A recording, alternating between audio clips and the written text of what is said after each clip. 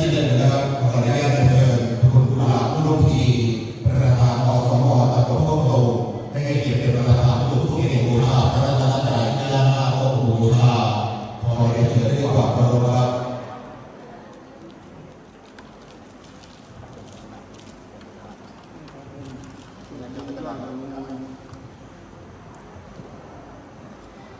ขณะนี้ท่านประธานในพิธีที่เป็นผู้แทนจากคณะเจ้าภาพและเป็นผู้แทนจากท่านผู้มีเกียรติท่านราชการผู้มีเกียรติบูชาพระรัตนตรัยขออนุญาตท่านประธานขึ้นมานะครับ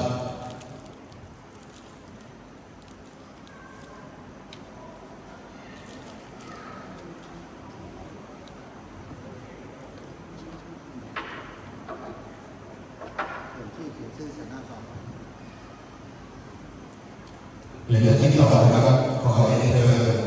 คุณเรียนกิจไรอุดมประธานอสม.หมู่11ตำบลโคกตูม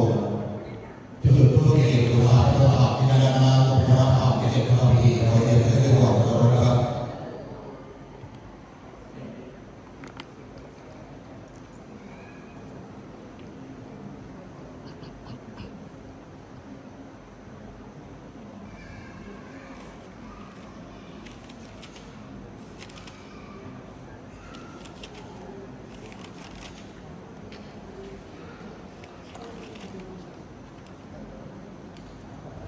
และที่สามนะครับขอเรียนเชิญคุณลำพาวว่องไว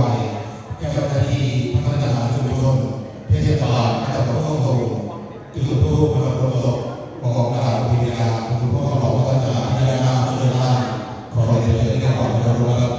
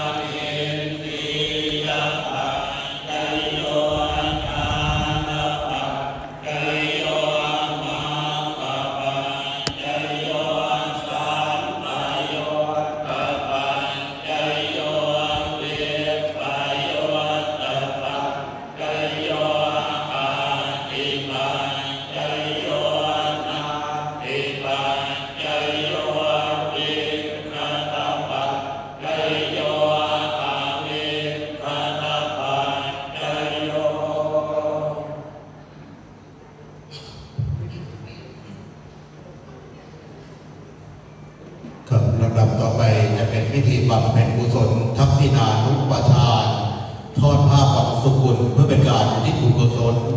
ให้แด่ดวงวิญญาณของพ่อหลวงวัฒนานะครับโดยกระผมจะขออนุญาตเชิญท่านผู้ที่มีรายชื่อรายนามดังต่อไปนี้ที่ทางคณะเจ้าภาพครอบครัววัฒนาได้เรียนเชิญไว้ให้เกียรติร่วมทอดผ้าของสุขุลในค่ำคืนนี้8ท่านด้วยกันนะครับ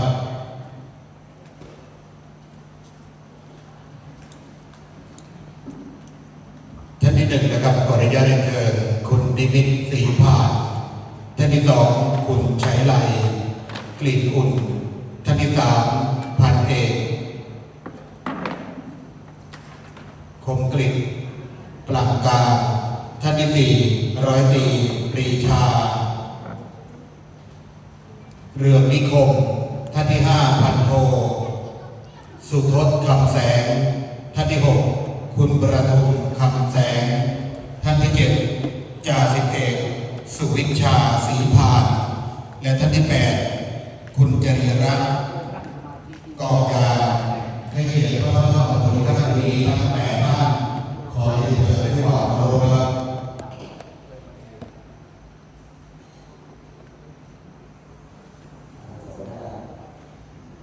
เมื่อเราได้ขอให้ท่านถือผ้าลื่นหลบในกล่าวภาวนาว่าดังนี้นะครับนามารูปานิจจังนามารูปาทุกขังนามารูปาอนัตตาขอเชิญท่านบอกว่าพระผู้ใหญ่โยมาในความไม่ได้เปิดเผยไว้นะครับ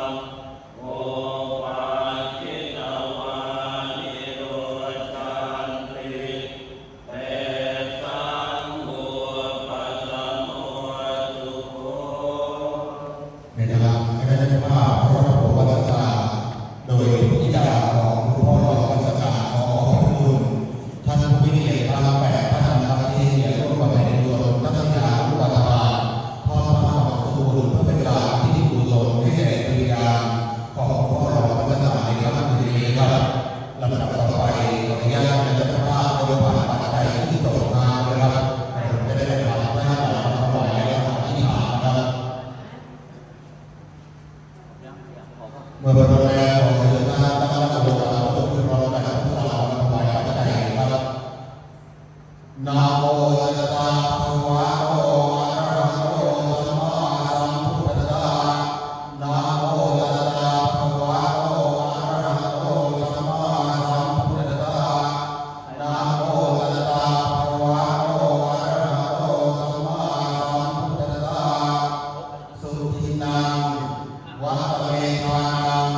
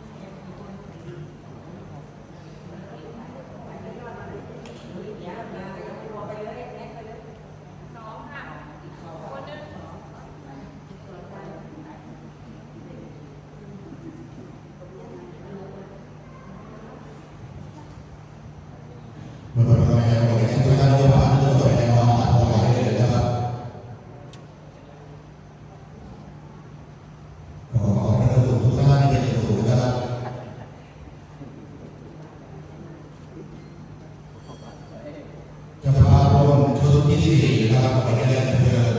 คณะกรรมการศึกษาวัฒนธรรมนะครับถวายเครื่องสักการะบูชาพระบรมฉายา8 ท่านนะครับขอเรียนที่จะบอกนะครับ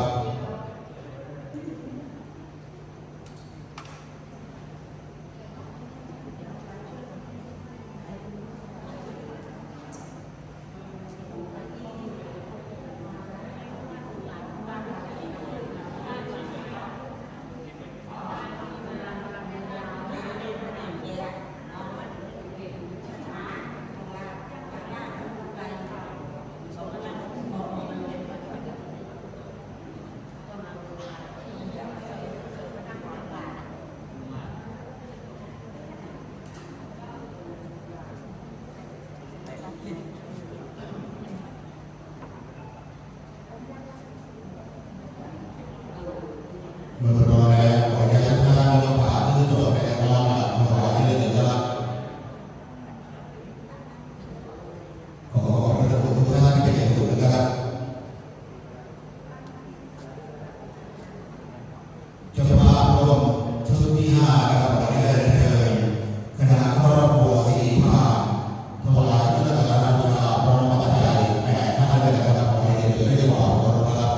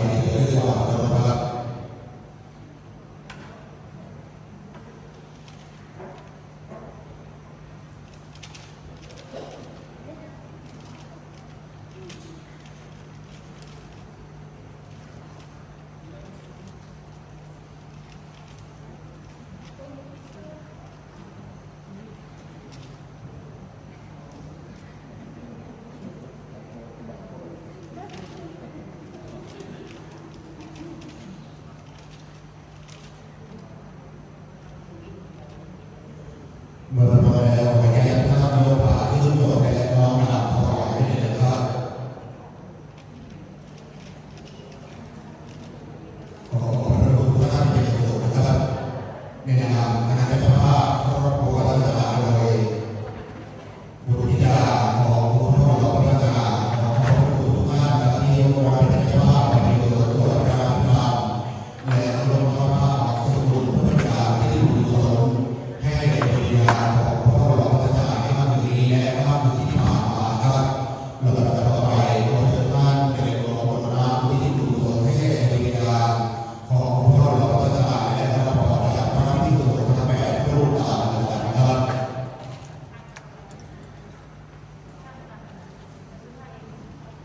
อ